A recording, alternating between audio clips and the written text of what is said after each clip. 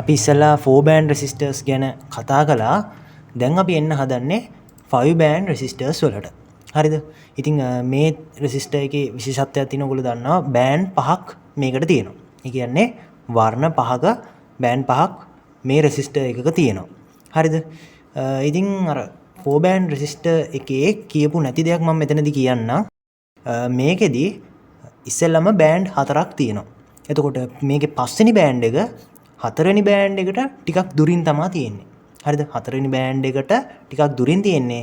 හැබැයි ඒ තියෙන දුර අර දෙවෙනි තුන්වෙනි හතරවෙනි ඒ බෑන්ඩ් අතර තියෙන වෙනසට වඩා ගොඩක් වැඩි.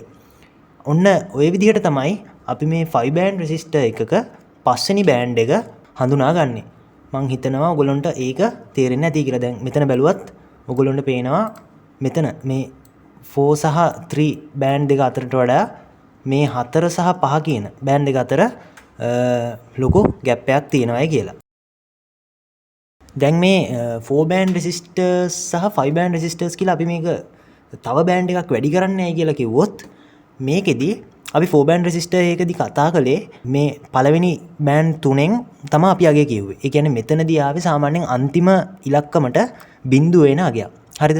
හිතන්න මම දැන් මේකේ මේ තුන්වෙනි බෑන්ඩ් මෙන්න මේ 1 සහ 2 බෑන්ඩ් වලින් අපි මෙන්න මේ අගය හැදුවා. හරිද? 4 බෑන්ඩ් රෙසිස්ටර් එකේ අපි මේ පළවෙනියට තියෙන බෑන්ඩ් දෙකෙන්, ඒ කියන්නේ මේ පළවෙනි බෑන්ඩ් එක, මේ තියෙන දෙවෙනි බෑන්ඩ් එක නේද?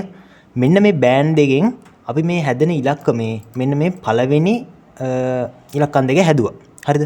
මේ ඉලක්කමේ පළවෙනි ඉලක්කම් දෙක මෙන්න මෙහෙම හැදුවා.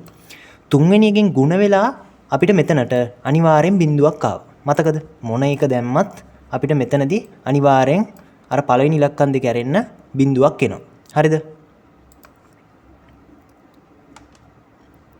ඊට පස්සේ මම මෙතනට ඔයගොල්ලන්ට මේ 4 බෑන්ඩ් රෙසිස්ටර් වල තව ඒවා දාලා පෙන්නන්න. අනිවාර්යෙන් මේ පළවෙනි ඉලක්කම් දෙක ඇරෙන්න අන්තිමට බිඳුවක් තමයි එන්නේ. හරිද? බිඳුව වලින් බිඳුව වල 10 ගුණාකාරයක් තමයි එන්නේ. හැබැයි මේ 5 බෑන්ඩ් රෙසිස්ටර් වලදී ඔන්න ඕක වෙනස් වෙනවා. හරිද? 5 බෑන්ඩ් රෙසිස්ටර්ස් වලදී ওই කතාව වෙනස් වෙනවා.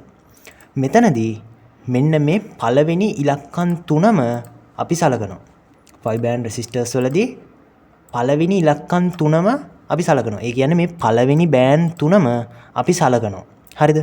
දැන් අර 4 බෑන්ඩ් රෙසිස්ටර් එකේදී අපි අගේ හෙව්වේ ඕම් 120යි. හරිද? එහෙම නැත්නම් අපිට ඊළඟට ඒක හොයන්න පුළුවන් වෙන්නේ ඕම් 130. හැබැයි අපිට කවදාවත් 4 බෑන්ඩ් රෙසිස්ටර් එකකදී ඕම් 120 සහ ඕම් 130 කියන අතරතුර තියෙන ප්‍රතිරෝධකයක් හදන්න බෑ. හරිද? ඔන්න ඔය හින්දා තමයි මේ 5 බෑන්ඩ් රෙසිස්ටර්ස් කියන ඒවා භාවිතා වෙන්නේ. මේ රෙසිස්ටර් එකේදී අපිට පුළුවන් මේ අන්තිම ඉලක්කම වෙන තැනට, මේ අන්තිම ඉලක්කම වෙන තැනටත් අගයක් දාලා මේකේ ප්‍රතිරෝධයේ සංවේදීතාවය තව වැඩි කරන්න. හරිද? ඒ කියන්නේ මේ වගේ එකක් භාවිතා වෙන්නේ මොන වගේ තැනකටද කියලා කිව්වොත් ඕගොල්ලෝගේ හිතන්න කම්පියුටර් එකේ මොකක් හරි IC එකක IC එකක් තියෙන තැනකට ඒකේ පින් එකකට අපි ප්‍රතිරෝධකයක් දාන්න ඕනේ. හැබැයි එයාගේ ඕම් වැලියු එක ඕම් 120ක් තිබ්බොත් ඒ IC එක පිච්චෙන්න පුළුවන්. හරිද? අනිවාර්යෙන් එයාට ඕම් 123ක්ම තියෙන්න ඕනේ. එහෙම තිබ්බොත් තමයි අපේ IC එක හරියට වැඩ කරන්නේ. හරිද? ඔන්න ඔය වගේ තැනකට තමයි මෙන්න මේ 5 බෑන්ඩ් රෙසිස්ටර් එකක් හරියටම අපි දාගන්න ඕනේ. හරිද? ඒ කියන්නේ අර ඒකේ ප්‍රතිරෝධය සංවේදීව නිවැරදිව අපිට මෙතනදී ගන්න පුළුවන්. හරිද? හරි. දැන් මේකේ ඔයගොල්ලෝ දන්නවා මේකෙත් මම කිව්වා අර 5 බෑන්ඩ් රෙසිස්ටර් එකේ පස්වෙනි බෑන්ඩ් එක ටිකක් ඈතින් තියෙන්නේ. මේකෙත් අර 4 බෑන්ඩ් රෙසිස්ටර් එකේ වගේමයි අන්තිම එකෙන් ටොලරන්ස් එක. එහෙම නැත්නම් මේක වෙනස් වීමේ ප්‍රතිශතය අපි ගන්නවා. හරිද? එක්ක 100%ක් අඩු, එහෙම නැත්නම් 100%ක් වැඩි කියලා අපිට මේක ගන්න පුළුවන්. හරිද? දැන් මේක කියවන්නේ මෙහෙමයි. අර 4 බෑන්ඩ් රෙසිස්ටර් එක කියවුවා වගේමයි පළවෙනි බෑන්ඩ් තුනම අපි සලකන්න ඕනේ. හරිද? දැන් මේකේ පළවෙනි එක දුමුරුනේ. දුමුරු කියන්නේ අංක 1. එතකොට මේ ටේබල් එක අනුව බැලුවාම ඔයගොල්ලන්ට පේනවා දුමුරු කියන්නේ අංක 1.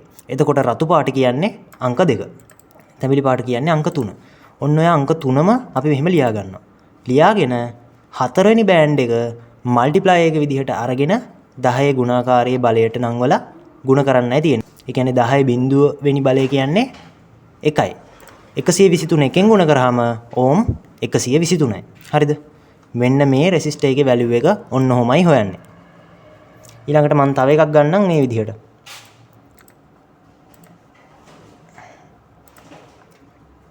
මෙන්න මේක බලන්නකෝ.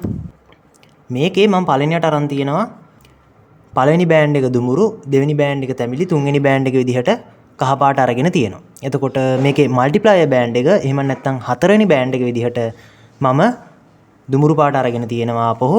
ඊට පස්සේ මේකේ පස්වෙනි බෑන්ඩ් එක මට අඳුර ගන්න පුළුවන් මේ හතරවෙනි බෑන්ඩ් එකට වඩා ටිකක් දුරින් තියෙන්නේ. එයා සිල්වර් කලර් එක. එතකොට එයාව මගේ දකුණු අත පැත්තට තියාගෙන අනිත් පැත්ත වම් අත පැත්තට තියාගෙන මම මේ රෙසිස්ටර් එකේ කලර් කෝඩින් එක මේ පැත්තේ ඉඳන් කියවගෙන එනවා.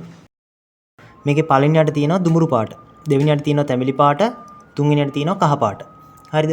එතකොට හතරවෙනියට තියෙනවා මේකේ මල්ටිප්ලයර් බෑන්ඩ් එක එකත් දුමුරු පාට තමයි මම අරගෙන තියෙන්නේ. දැන් මේ තියෙන පාට තුන මම එක ළඟින් ලියාගත්තාම 1 ඊට පස්සේ තැඹිලි පාට 3 ඊට පස්සේ ආපහු කහ පාට 4 කියලා මම ලියා ගන්නවා. ඊට පස්සේ මේකේ හතරවෙනියට තියෙන බෑන්ඩ් එක 10 ගුණාකාර බෑන්ඩ් එක. ඒ කියන්නේ දැන් දුමුරු පාට කියන්නේ 10 පළවෙනි බලය. එහෙනම් 10 පළවෙනි බලෙන් මම මේක ගුණ කරනවා. එතකොට 10 පළවෙනි බලය කියන්නේ 10යි 1 3 4 134 කියන අගය 10න් ගුණ කරාම 1340ක් කියලා එනවා. ඒ කියන්නේ මේකේ අගය වෙන්නේ ඕම් 1340යි. ඕක 1000න් බෙදුවාම මට මේකේ කිලෝම් අගය එනවා කිලෝම් 1.34යි කියලා. හරිද? ඊට පස්සේ මේකේ සහන අගය පරාසයක් තියෙනවා. ඒ කියන්නේ ටොලරන්ස් එක 100ට 10 කියලා ගන්න පුළුවන්. ඉතින් ඔන්න ඔය වගේ ලේසි කතාවක් තමයි මේ 5 බෑන්ඩ් රෙසිස්ටර්ස් වල තියෙන්නේ. දැන් මං හදන්නේ අර අපි 4 බෑන්ඩ් රෙසිස්ටර් එකේ කළා වගේ 5 බෑන්ඩ් රෙසිස්ටර් එකෙත් ආපස්සට මේකේ පාට ටික කියවන්නේ කොහොමද කියලා දෙන්න. හරිද? මේකෙත් අර 4 බෑන්ඩ් රෙසිස්ටර් එකේ කතාවම තමයි තියෙන්නේ. හරි අපි බලමුකෝ මේක එකින් එක. දැන් මේ දීලා තියෙන රෙසිස්ටර් එකේ පාට ටික අපි හොයාගන්න නම් මම ඔයගොල්ලන්ට කලින් කිව්වා 4 බෑන්ඩ් වලදී මෙන්න මේ ඉලක්කම් දෙකට අදාළ පාටවල ටික හොයාගන්න ඕනේ කියලා. හරිද? දැන් මේක 5 බෑන්ඩ් රෙසිස්ටර් එකක්නේ. මෙතනදී දශම ස්ථානයක් හරි තියලා මොකක් හරි තියලා මේකේ ඉලක්කම් ටිකක් එනවා. මේකේ අනිවාර්යෙන් ඉලක්කම් ටිකක් එනවා බිඳුව ඇරෙන්න අනිවාර්යෙන් ඉලක්කම් ටිකක් එනවා. මෙන්න මේ ඉලක්කම් ටිකට අදාළව අපි පාට ටික හොයාගන්න ඕනේ. ඉතින් දැන් මෙතන තියෙනවා අංක 2. අංක 2 කියන්නේ කළු, දුඹුරු, රතු. රතු පාට තමයි අංක 2 වෙන්නේ. එතකොට ඊළඟට තියෙනවා 4. 4 කියන්නේ ඔයගොල්ලෝ ටේබල් එක බැලුවොත් ඔයගොල්ලන්ට තේරෙයි කහ පාට කියලා. ඊට පස්සේ තියෙනවා අංක 3 කියන ඉලක්කම. 3ට අදාළ වෙන්නේ කළු, දුඹුරු, රතු, තැඹිලි. එතකොට මෙතන මල් දා ගන්නවා තැඹිලි පාට කියලා. හරිද? ඒ කියන්නේ අපේ 5 බෑන්ඩ් රෙසිස්ටර් එකේ පළවෙනියට තියෙන්න ඕනේ රතු පාට, දෙවෙනියට තියෙන්න ඕන බෑන්ඩ් එක තමයි කහ පාට, තුන්වෙනියට තියෙන්න ඕන බෑන්ඩ් එක තමයි තැඹිලි පාට වෙන්නේ. හතරවෙනි බෑන්ඩ් එක හොයන්න අපිට කරන්න තියෙන්නේ මේක 1000න් ගුණ කරන්න ඕනේ. ඒ කියන්නේ කිලෝම් වලින් තියනවා නම් 1000න් ගුණ කරන්න, ඕම් වලින් තියනවා නම් බිංදු ටික ගන්න එකයි කරන්න තියෙන්නේ. හරිද? දැන් මේක 1000න් ගුණ කරාම අපට එනවා 24300ක් කියලා. 24300. ඉතින් අපි මේකේ පළවෙනි ඉලක්කම් තුනට අදාළව පාටවල ටික හොයාගෙන තියෙන්නේ. දැන් මේක ගුණ වෙලා තියෙන්නේ කීයෙන්ද කියලා ඔයගොල්ලන්ට පේනවා ඇති. හරි මේ 243 කියන අගය අන්තිමට බිංදු දෙකක් එනවනේ. ඒ කියන්නේ මේක 100න් ගුණ වෙලා තියෙනවා. මේක 100න් ගුණ වෙලා තියෙනවා. ඒ කියන්නේ 10 දෙවෙනි බලෙන් මේක ගුණ වෙලා තියෙනවා. හරිද? 10 දෙවෙනි බලය කියන්නේ අංක 2 කියන එක තමයි අපි ගන්නෙ. 10 දෙවෙනි බලය නම් අංක 2. 10 තුන්වෙනි බලය නම් අංක 3. හරිද? දැන් මෙතන 100නේ. 100 කියන්නේ 10 දෙවෙනි බලය. එහෙම නැත්නම් ඔයගොල්ලන්ට තව ලේසි ක්‍රමයක් තියෙනවා. මෙන්න මේ බිංදු ගාන ගණන් කරගන්න පුළුවන්. බිංදු 1යි, බිංදු 2යි. බිංදු 2යි නම් අංක 2යි. අංක 2 කියන්නේ මොකටද?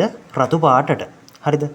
ඒ කියන්නේ මගේ 5 බෑන්ඩ් රෙසිස්ටර් එකේ කලර්ස් ටික එන්න ඕනේ රතු පාට, කහ පාට, හතරවෙනි බෑන්ඩ් එකට එන්න ඕනේ රතු පාට. ඊට පස්සේ පස්වෙනි බෑන්ඩ් එක සහනාගේ පරාසය ඒක මොකක් වුණත් ප්‍රශ්නයක් නැහැ. අපි රත්තරන් කියලා හිතමු. හරිද? ඔන්න තියෙනවා අපේ 5 බෑන්ඩ් රෙසිස්ටර් එක. ඔන්න දැන් ඔයගලන්ට දෙපැත්තටම මේ රෙසිස්ටර් එක හොයාගන්න පුළුවන්.